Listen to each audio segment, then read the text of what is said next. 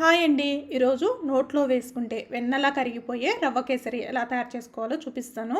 ముందుగా stove on చేసుకొని pan పెట్టేసుకొని ఇందులోకి పావు కప్పు వరకు నెయ్యిని వేసుకొని, నెయ్యి వేడెక్కిన తర్వాత ఇందులోకి 2 టేబుల్ స్పూన్ల జీడిపప్పు, బాదం పలుకులు వేసుకొని వేయించుకోవాలి. కాస్త వేగిన తర్వాత 1 టేబుల్ స్పూన్ వరకు కిస్మిస్ కూడా వేసుకొని వేయించుకోవాలి. ఇవన్నీ వేగిన తర్వాత వీటిని ఒక బౌల్లోకి తీసుకోవాలి.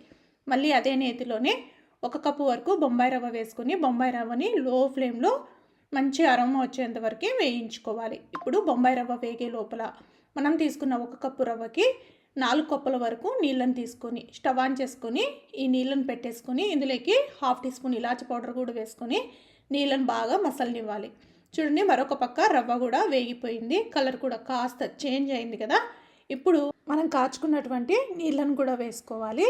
ఒక చేత్తో కలుపుకుంటూ మరొక చేత్తో నీళ్ళని వేసుకోవాలి. వెంటనే కలపకపోతే ఉండలు కట్టేస్తుంది. ఇలా కంటిన్యూస్గా కలుపుకుంటూ రవ్వ అనేది ఇలా కాస్త దగ్గర పడిన తర్వాత ఇప్పుడు ఇందులోకి 1.5 కప్పు వరకు షుగర్ని వేసుకోవాలి. ఈ షుగర్ కూడా బాగా కరిగి మరొక 2 నిమిషాల పాటు రవ్వని ఉడికించుకోవాలి.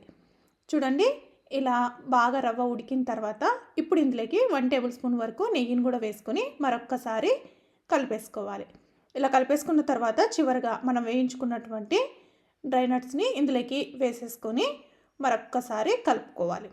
ఇలా కలిపేసుకొని స్టవ్ ఆఫ్ చేసుకొని సర్వ్ చేసుకుంటే చాలా టేస్టీగా రవ్వ కేసరి రెడీ.